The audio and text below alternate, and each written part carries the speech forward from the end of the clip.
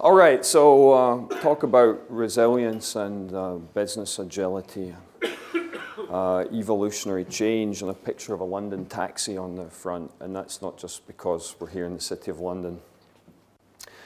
This London taxi, as almost all of you in the room know here, is made by a company called LTI in Coventry.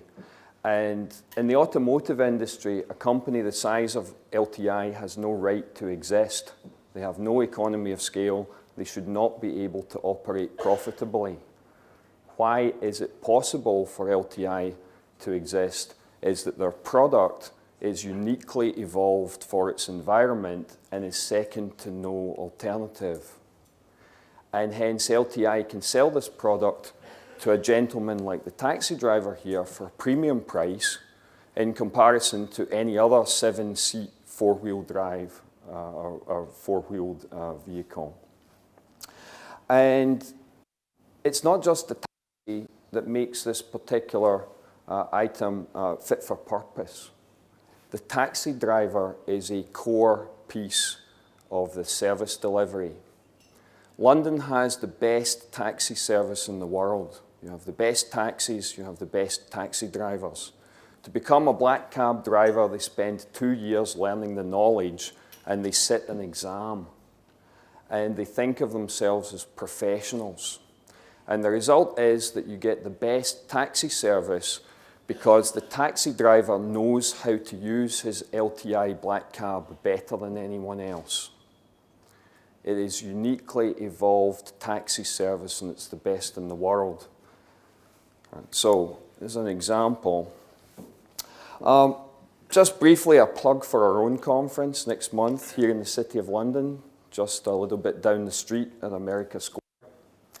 And Janice Linden-Reid, who's the CEO of Lean Kanban, gave me this list of things because we like to think differently in our community, differently about planning, prioritization, estimation, risk management, visualization, workflow, metrics, delivery, and organizational culture. And as I'm about to show you, we also like to think differently about product management, market segmentation, marketing, strategic planning, just about everything. So if you're interested in some different ideas, things that are maybe a little fresh, because a lot of ideas in the Agile space are getting stale, then we'd love to see you next month, the 3rd and 4th of November. All right, I'd like to explain what we mean by fitness for purpose. How do we understand it? And to help us understand it, we're going to study this business, pizza delivery. How many of you in the room have used a pizza delivery service? I thought it might be a popular choice. Okay, so when you order pizza for delivery, what are the criteria that you care about that would make you use that same pizza delivery service again and again and again? And I'm going to speculate that the delivery time is important to you, that the quality of the pizza is important, that the predictability of the delivery and the predictability of the quality are important, and that while you really don't care whether a pizza boy here broke any traffic regulations while he was delivering your pizza, you do care that the restaurant followed health and safety standards. So to analyze this a little bit better, I'm going to introduce you to this fake lady here. She's obviously fake because she's too good looking and she's too perfect, and we obviously bought her from a stock photography website. And that is indeed true. Nita is a fake lady. But Nita's story is based on a real lady, and her name is Bernadette Dario. She is a project manager with a public sector organization in the province of Ontario in Canada, an organization called the WSIB. And Bernadette is also a mother with 4 boys between the age of 4 and 11. So we're going to study our version of Bernadette here, Nita, and how she selects pizza delivery service. So her team have a deadline and they're working late. It's Thursday night, they have a release on the weekend, and they really have to work long into the night to hope they can hit the deadline. And she realizes that she has to feed her department of 30 software developers. So she's going to order pizza for delivery to the office. And what criteria does she care about? So the delivery time for pizza to the office for our 30 geeks, what do we think? What's a reasonable delivery time? Half an hour. You guys are aggressive, or you wait till late in the evening to call. We think an hour is acceptable. Their head's down in the code. They don't even notice a half an hour going past. Non-functional quality. What that means is it hot and tasty pizza? Do your geeks care about gourmet pizza? Do they have a preference for where you ordered it from? I'm seeing mostly nods, including some public sector organizations. So even civil service geeks in the UK do care about gourmet pizza nowadays. So yes, we'd like it tasty and hot. We might even have a preference for which brand we get it from. What about functional quality? That's order accuracy. You're ordering 10 pizzas for your 30 geeks. And if one or two of those pizzas wasn't quite the flavor you ordered, are you upset about it? Yes? If you've got a number of people who are vegetarian and no vegetarian pizza turned up, I think you'd be upset. But if the occasional pepperoni happened to have some other sausage on it, would you really mind? I'm quite sure the geeks are going to eat it. Doesn't matter if small mistakes are made, but a big mistake, like no vegetarian, will make a difference. Predictability of the delivery. Well, their head's down in the code, but they won't wait forever. So maybe plus or minus 30 minutes. If it got to 90 minutes, they'd really be complaining. And you might be looking for a new pizza delivery service next time. And safety, it's the same issue. We will probably tip pizza delivery boy more for breaking a few traffic laws, even though we understand it's unethical and we probably shouldn't do it. But we do care about the health and safety in the restaurant. Right, the following evening, after a long night the night before, the team are sort of back on schedule. They still worked a little late. Nita got home late. At least she got home tonight.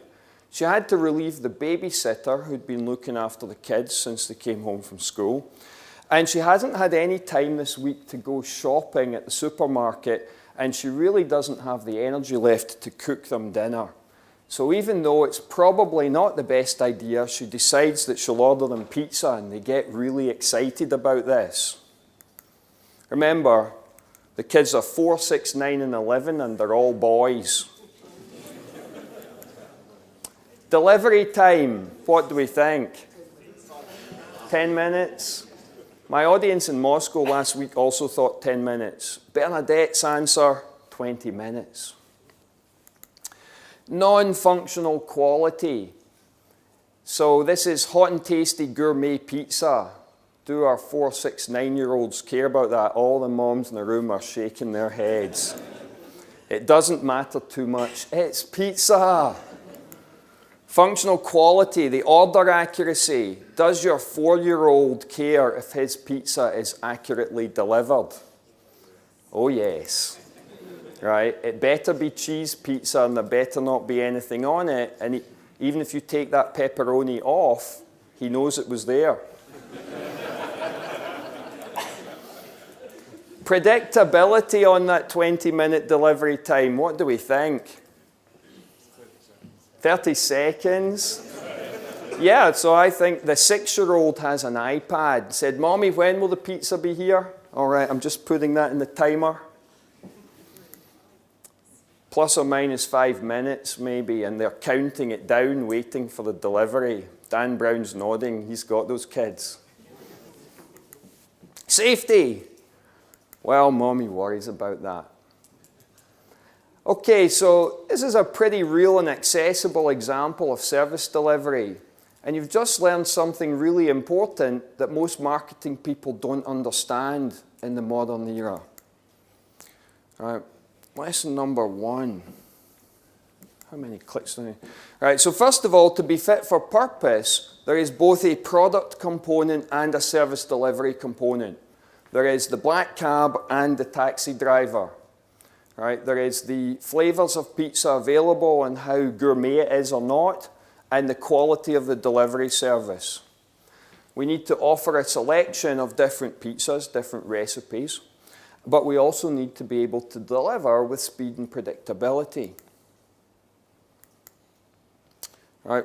Modern creative knowledge worker businesses tend to reward innovation and strategy. The people at the top of companies are the innovative, strategic planning kind of guys. The ones that figure out how to deliver the pizza on time when the customer needs it, they tend not to get promoted or rewarded. Operational excellence and service delivery are often overlooked or treated as inferior skills. And then businesses wonder why customers aren't always selecting them. Because sometimes the service delivery side of the business actually matters. Lesson 2. This is what I was alluding to. Nita has 2 identities, at least 2 that we know of. She has a professional identity as a project manager, and she has a personal identity as a mother of 4 boys. And what that means is that she represents 2 different market segments for the pizza delivery company. Nita isn't one demographic. She's 2 separate segments because she has 2 separate identities. So marketing departments that do this in the old-fashioned way are blind to these subtle differences. Meanwhile, user experience people are now obsessed with something called personas, which I'm a particular favorite. And many years ago, I used to write stuff about using personas at companies like Nokia. Many years ago being 2000, 1999, that kind of time frame. Personas are a very good idea. Companies get a lot further with personas, create this imaginary fake person and design the product for them, except they'd only create one persona for Nita. And they'd probably still be blind to the fact that she has 2 different sets of criteria for selecting a product or a service. So the segmentation and the understanding of the market needs to evolve if you're really going to have a business that can be resilient in a rapidly changing market. So in evolutionary biology, there's a pretty simple mechanism for deciding whether a change, a mutation to something is going to thrive and survive. It has to be fitter for its environment, and to some extent it might need some protection from other animals and variants of its species. But generally speaking, we're looking for fitter for the environment. So how do we determine whether your business, product, and service is fitter for its environment? Well, in order to do that, we need something called fitness criteria.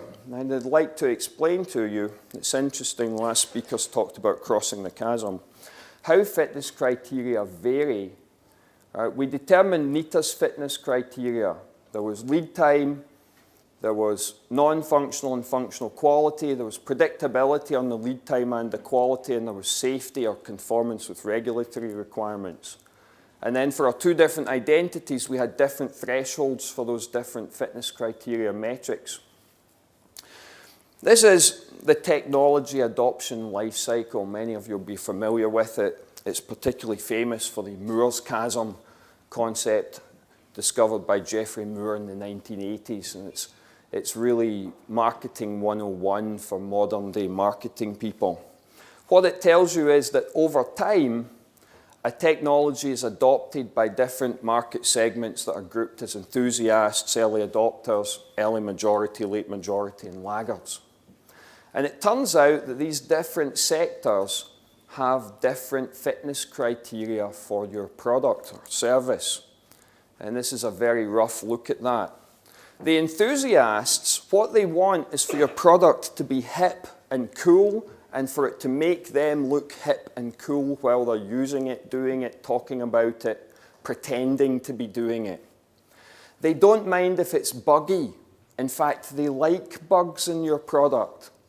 And what they'd really like is if you open sourced the software so that they could find the bug for you, fix it, post it on the internet, and then boast about how they'd fixed the bug in it. This is enthusiast market behavior. What you need is community development, a community website. You don't need a product that works. Early adopters, on the other hand, tend to be in niche markets, and they are people who are looking for an economic and strategic advantage from being an early adopter of your product. That means it has to work. It doesn't need masses of functionality, but what it does have has to work. So when your product moves into a point where it's early adopters who are buying it, the criteria that makes it fit for purpose for them is different. So if you've been in a world of trying to make your product cool and hip and rushing it into the market, it's full of bugs, but that's all right because we've got a community website. You're not going to survive in the early adopter market, and your product will die in what's called the little chasm.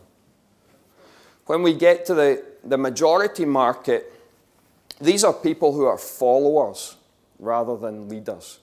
So an early majority buyer actually needs an early adopter buyer from his same industry who's already using your product, and then he plays catch up. So he needs a permission-giving early adopter, and he wants exceptional functional quality and adequate non-functional quality. And he probably doesn't need releases terribly often, but he needs them to be predictable. He needs you to keep the promise when you tell him that you're delivering an upgrade with a feature in it. So the customer expectation of your business changes as your product evolves through the life cycle. And this is just one way of doing the segmentation that shows how the only thing you have to do is let time go by, and what the market expects of your product and service changes. And if you aren't capable of detecting that change, you'll supply the wrong thing and people will not want it anymore. And then you'll be like, why are they not buying it? And if you don't figure that out fast enough, you don't exist anymore. Right, so this stuff changes over time. Another way of segmentation is to have your frontline people tell stories about your customers. And we did this. This is from our strategic planning meeting last year. That's why I've had to disguise parts of it. And our frontline people, they tend to be consultants and trainers. So they're highly educated, highly paid professionals. And we sit them down, we tell some stories about our different customers, and we cluster those stories into things that sound similar. And then we give those clusters some nicknames. And the clusters are shown on the left-hand side here. And they have nicknames like All-Ins, Aspirationals, Bet Hedgers, and Boy Scouts. And now Dan Brown's wondering which one of those four he is. But there were more than four on the list. So you might not be in one of those four categories. An All-In is one of our business partners who only sells Kanban. They only do Kanban training and consulting. Their entire business is dedicated to it. They have basically bet their entire business on my success leading these ideas on a global basis. The other ones I don't have time to get into, but you get the idea. And by understanding who the people are in these segments, we can then look at what do they need, what makes our business fit for purpose for them, and then make sure that we're offering it. Right, you can't just ask. What if we asked Nita, how fast would you like your pizza delivered? Well, she probably realizes that instant is an unreasonable request. But she will probably tell us, oh, 10 minutes would be fantastic.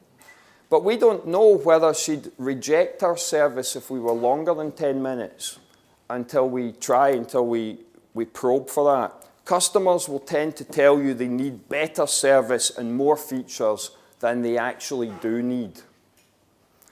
And then you'll overinvest in those things, and the customer won't actually value it. So they'll say, hey, we don't want to pay for your product. Could we have a big discount? That's an indication that they are not sophisticated enough to value what you're selling them, or you created stuff that nobody really cares about. Would you pay more for the things you say you need and want? You could ask that question. So, for example, our partners in Germany running the Lean Kanban Central Europe conference, last year they asked, Would you like to attend a 3-day version of the conference, not just 2 days? People largely said yes, they would. Would you pay 300 or 400 euros extra for an extra day? No, we would not.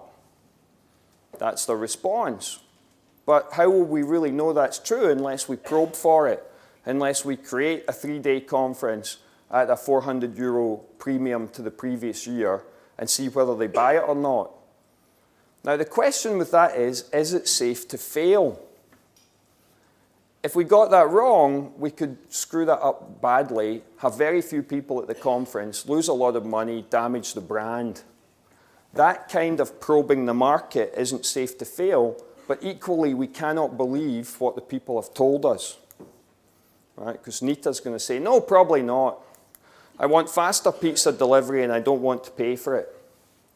Right? So believe what customers actually do rather than what they say they'll do. This is a core tenet in the lean startup movement. And at least with startups and with enthusiast markets, it's quite easy to probe for information because you haven't got a brand reputation to damage when you're only in an enthusiast market. Who knows the customers? It's the frontline staff. Now, while I was listening to Andrew Lee a little while ago, I had the epiphany that he's got lots of information to understand this in his Yammer system. All those little posts on Yammer from frontline people are telling him the information he needs to know to figure out his market segments and what represents fitness for purpose. And I'll come back to that towards the end of the presentation. So, Pizza Boy knows Nita's story. And if we had lots of pizza boys in the field, we could round them up and we could get them to tell us about who are you actually delivering the pizzas to and what did they care about? Did they give you a big tip or not, and why not? If so, why? And if not, why not? Right? You need to, as a business, create ways to capture these customer stories. And that means you need to involve these customer-facing staff. Now, in these sort of physical service delivery businesses, the customer-facing people are often the lowest paid people in the company with the shortest tenure, with the highest staff turnover. And yet, they have the information that determines whether the business thrives and survives or becomes extinct. Not so much a business like mine, where we have highly paid consultants who might actually hang around for a while, and we can easily train them to think about this stuff and hold it in their head for a while to feed it back to us. This is a obviously disguised photograph of the manufacturing facility of a well-known GT Gran Turismo car manufacturer that I've done some work with. And they've been in the news recently. If you've paid attention, the president of the company was retired. And 5 years ago, he was demoted from being the president of the parent company to merely the president of this company. And all these things are related. This company discovered, well, let's back up. They have quite a proud self-image. They're very proud of their product. And they think you have to be good enough to own one of their cars. You have to want it badly enough. And wanting it badly enough means you have to be prepared to wait to take delivery. And by 2009, that meant waiting 27 months from the point when you placed your order to taking delivery. And at that point, they discovered, oh my God, customers are not prepared to wait 27 months, and they've been cancelling their orders and buying an inferior alternative product instead. There was a board meeting. And they came to the conclusion that they had to make the cars faster and they couldn't let the customers wait so long. They did some data analysis and they figured out that the waiting period should be 21 months. And since then, they paced this factory at the order rate taken 20 months earlier, aggregated week by week across their global dealer network. The only truly pool automobile manufacturer in the world. Pace the factory on any given day at the rate of orders taken 20 months earlier, because it takes them about a month to deliver a vehicle. So that was all very well. They kept that up for the last 5 years. But now, that division of the big company is profitable. Meanwhile, the big company's busy acquiring a big American company, and they could really do with some cash. And they've got this little GT manufacturing company that makes cash. Let's have it make some more. So they want to make cars faster. And the guys at the head of the company who believed, you know, if you want to own one of our vehicles, you better be prepared to wait. Those guys don't work there anymore. All right. Let's pop through these things. So, waiting until your customers cancel their orders and buy a competitor's product, is that a safe to fail strategy to figure out what represents fit for purpose? It is if your brand's as strong as these guys. They got away with it. How many of you have a brand that's that strong? Right? That's a pretty challenging thing. You don't want to be, like imagine you're an airline and your strategy is reduce service to the point where customers start flying with a different airline. Now that's all right if they're occasional economy class passengers, but if they're premium cabin passengers with loyalty cards and 1 million miles in their account, you really don't want that very profitable client going to a different airline and a different airline alliance. You don't want to lose those customers. And yet, I can think of probably an airline not far from here who appears to be pursuing that strategy. Let's keep reducing service until our premium customers go elsewhere, and then we'll know that we went too far. Not a safe to fail strategy, right? So we need some way of probing for this information that's safe to fail so we understand what's fit for purpose and we can deliver it. It's kind of a surplus extra slide here that just underscores the point. So how we do this with Kanban systems is we probe with classes of service. And in one example, in 2007, I noticed work going through the IT department that I managed. Certain of the pieces of work had externally defined delivery dates that were immovable and out of our control. Things for regulatory requirements, things that were seasonal in nature, things that were associated with major contracts with some of our major value chain partners. And all of those had to be delivered on a hard date. So we started offering a class of service for that in our Kanban system. We created a class of service and we offered it and it started getting used. In fact, we might say it started getting overused. The vice president of marketing realized that if he submitted everything with a hard, immovable date on it, his work would get priority over his, the other departments he competed with for.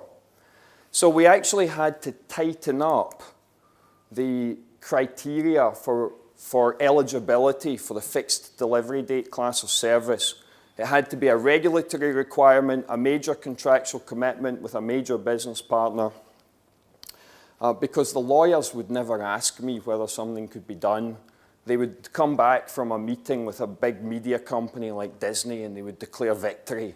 We have signed a multiple tens of millions dollar deal with Disney and it has this delivery date on it. Well, thanks for asking, guys. And the other things were seasonal in nature, like you can't move the World Cup, you can't move the Olympics. In America, you can't move the 4th of July, you can't move Halloween, you can't move Christmas, you can't move Easter, and so on and so on. Telecom equipment manufacturer example. Very recently, I was at a large manufacturer, designer of telephone switching equipment and internet equipment. And the business unit, even the product unit inside the business unit I was working with, they were a pretty low-level platform group, way far away from the customer-facing requirements, but they had a Kanban board in their office and it had rows on it. And the manager of the department explained to me the rows relate to different carriers, different telephone operators. And the ultimate original request, even though it's filtered through multiple layers inside this manufacturer and turned into some API change for the platform, they still know where it originally came from. And I thought, that's interesting, because I used to work in the telephone industry in the United States.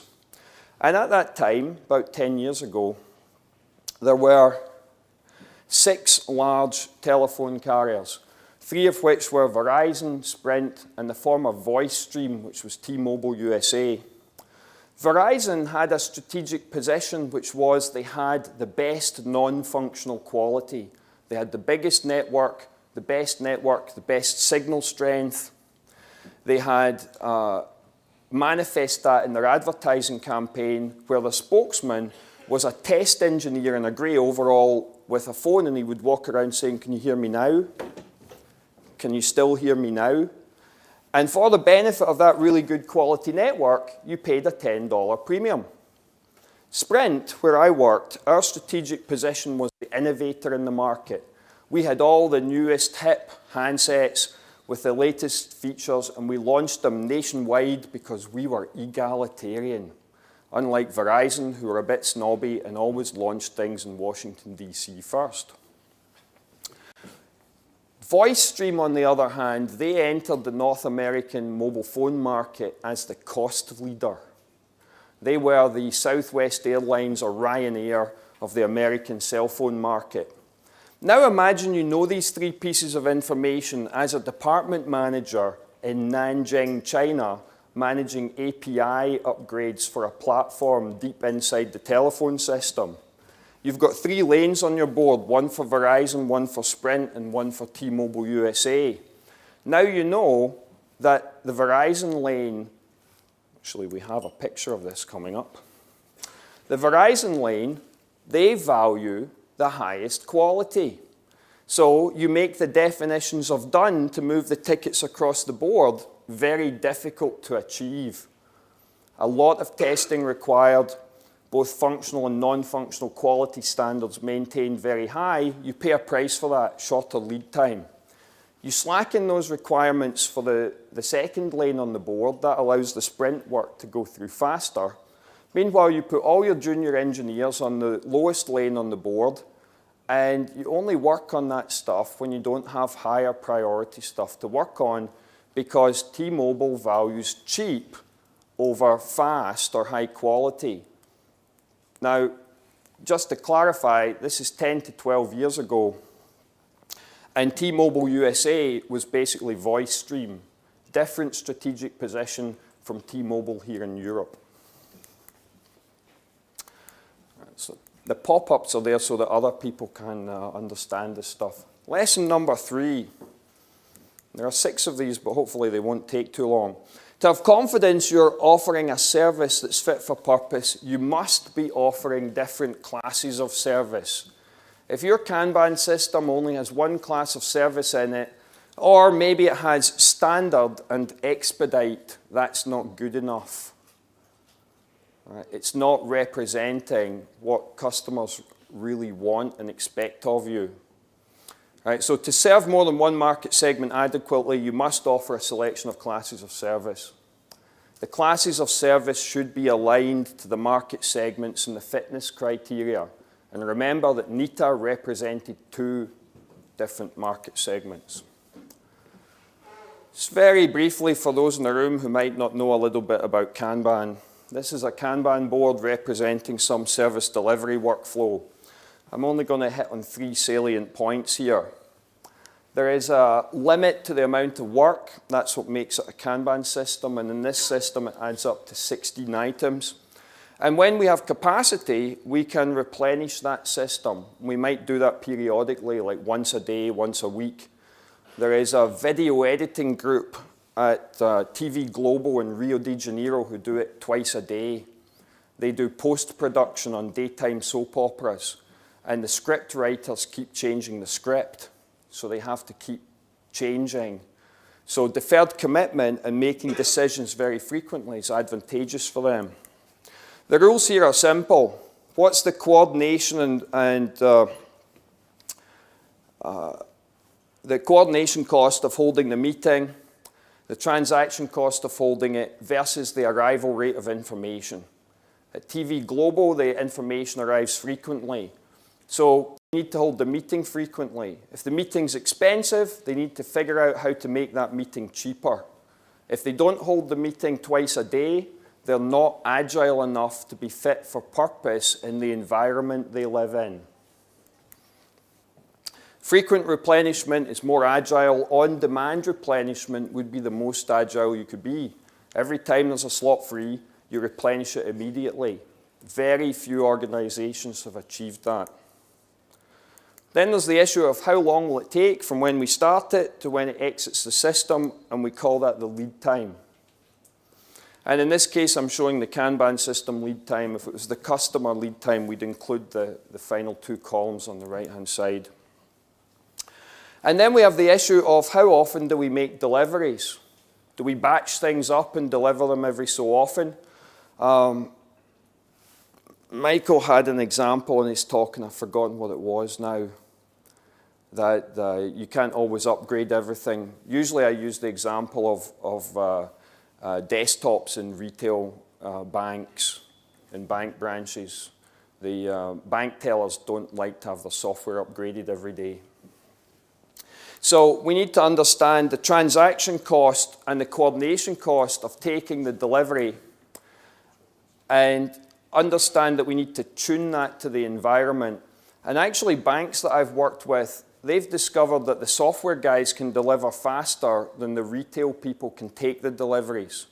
So their improvement focus has to be on improving, and that they often refer to this as leaning the branches, making the people in the branches capable of taking delivery more frequently. Frequent delivery is more agile. On-demand delivery is most agile. If you can do continuous delivery, or you can deliver individual items like an individual pizza, that's as agile as you can get. So, for those who've heard a lot about agile today, what makes Kanban different is, well, many things, but these are the core things. It decouples the planning activity and prioritization and commitment from the lead time and the delivery scheduling. And that allows us to vary those three parameters separately and to uniquely tune the service delivery process to its environment. Service delivery can be tuned to be fitter for purpose. Kanban doesn't use time box iterations, conventional planning, or prioritization methods, and that includes all your agile. I'd now consider them to be conventional. Instead, commitments deferred, selections just in time, prioritization is dynamic, and it's based on classes of service. Adapting to deliver better service at an organizational scale. So, I thought I'd fixed that one. Never mind. Title's a little skewed. I'm showing 3 Kanban systems here. Could be 3 departments, 3 different services. At this level of scale, inside a product unit, maximum 150 people. And I'm only showing 3 because it keeps it simple. A product unit might have up to 10. A business unit of perhaps 600, 700, 800 people could have more than that, 30, 40, 50 perhaps. And imagine we've got an application team on the top here, and in the middle we've got a platform development team. And there's demand that's interdependent from one to the other, and the platform team services that demand when they can.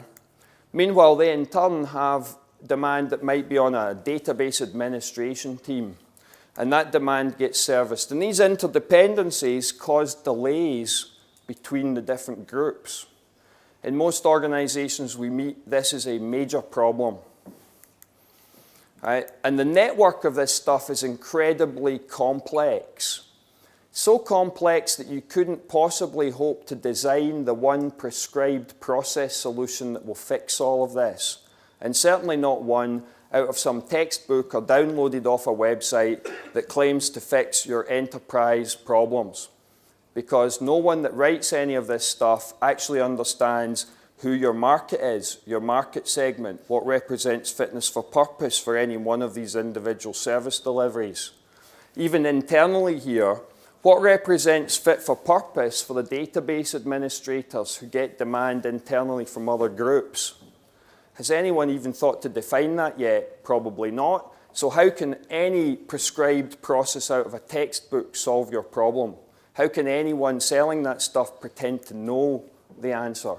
The reality is you don't know, and it's an unknowable problem. You need to put in place a mechanism in your organization to learn it for yourself and adapt and evolve appropriately. So I'll skip over these two. Not terribly relevant. The way we make this work is to have feedback loops at 3 different levels. The stand-up meeting that everyone in Agile's familiar with, but stand-ups in Kanban are a little bit different. Service delivery reviews, which study how well is the service doing, how good are we at delivering pizza compared to our market segmentation and customer expectations. And then the operations review, which is at the system of systems level, at a product unit, a business unit, maybe a whole business level. Daily meeting, fairly boring. Weekly service delivery reviews, quantitative assessment of things like lead time metrics, predictability. You can get that off the distribution of the lead time. The quality, which I'm not showing here, and compare that with the expectations of the customer and challenge the managers of these units with, if you're not fit for purpose, what are you doing about it? Dependencies between different groups are usually shown with these buffers. In America, they're referred to as parking lots. So one Kanban system is buffering a dependency on a different group, and they're counting the amount of time things are delayed. Maybe they have some service level agreement with that other group, and they flag things when they're late. Well, if you want to make improvements across that system of systems level, you need a feedback mechanism to compare how the whole system of systems is working. And we call that an operations review, where managers involved in each individual service delivery workflow report their data against the fitness criteria metrics. And that allows the whole organization to see where they're performing well and where they're not, and to make adjustments. And I'm not pretending this stuff is trivial. Making a list of the changes at this level and sending managers off to do it over the next 2 or 3 months is a non-trivial organizational and cultural change. Right, so the fitness criteria metrics should be used at every level. The metrics do not change, whether it's a stand-up meeting or the service delivery review or the operations review, because those metrics reflect what makes the service or the entire business fit for purpose, what will help it survive and thrive and survive. Right, so lesson 5 here. Adaptation and evolution require feedback loops to generate the mutations. We call those suggested changes or improvement suggestions. And they ought to be safe to fail. Big topic to get into, which we don't have time for. Fitness criteria metrics should always reflect the external environment. Now, if you're the database administration group, your external environment isn't so far away from you. But if you're customer facing, your external environment is out there in customer land, out there in the market. So final section here. We understand all this and it's fantastic, but what if the fitness criteria change? What if the market segmentation needs to change? How would we know that? So we've built this really great capability to respond to defined fitness criteria. But what if we can't sense changes in the external environment? And over the last year or so, we've needed a solution to this problem, and I've been working on this, thinking about it, talking with clients and people we have in our classes. Right, so we need a different set of thresholds for a fitness criteria for every segment. We've said that. We need this ability to sense changes on some sort of regular basis. So our pizza delivery guy, he understands this. What if we got these frontline facing people into a meeting regularly and we went through the same exercise again and again. Meanwhile, there's no point in offering classes of service to the market if you don't have the capability. I see a lot of the guidance in the Agile community recently from usually quite young talking heads, and they'll say things like, it's more important to do the right thing than to be able to do it right. Well, to have a really good idea for a product that doesn't work when you deliver it to the customer or doesn't get delivered, the customer's not going to pay for it and you'll be out of business. You need to have the capability first before you start offering it to customers, otherwise you'll disappoint people. And that's much more important if you're an established business and an established brand than it is if you're a startup. Fitness for purpose review is a feedback loop that we're going to introduce into the Kanban method. Right? And the idea is that it's a regularly recurring meeting with frontline staff, right? A way of examining and comparing, is our segmentation still correct? And are our fitness criteria metrics and our threshold values still correct? Right? Do they still map to do the stories we're hearing still map to existing clusters, or do we need to create some new ones? And are our customers happy and consider us fit for purpose or not? Now, I presented this stuff in Moscow on Friday, and a guy came up to me afterwards and he said, how would you integrate that with Net Promoter Score? How many of you are familiar with Net Promoter Score? About half of the audience. Again, I don't have time to fully explain it, but it's the whole idea that you ask customers to tell you between 0 and 10 how likely they are to recommend your product or service to someone else.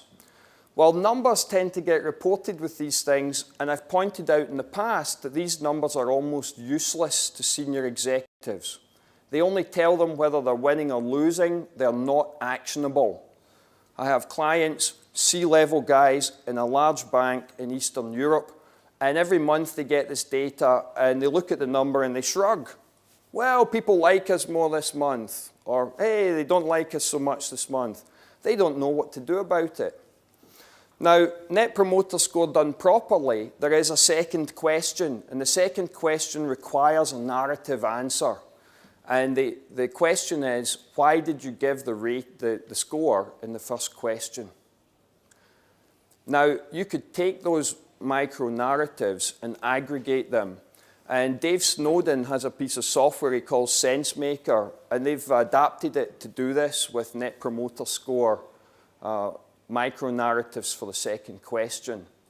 And without holding a customer-facing meeting, you could gather that. And I'm going to suggest that Andrew could probably do it with his Yammer. You could take a bunch of tweets and feed it through a piece of software and look for clusters in there, and it will probably give you much earlier warning than you currently get about changes in customer sentiment. All right, so we're just done here. Lesson 6. Too many clicks. We need the ability to sense and the ability to respond. Or if we can't sense, our ability to respond may no longer be appropriate. Our sensing capability exists with the staff that interface on the front line. And therefore, here's the summary of the whole talk. 1, fitness for purpose has both a product component and a service delivery component. 2, market segmentation should be done based on unique fitness criteria metrics.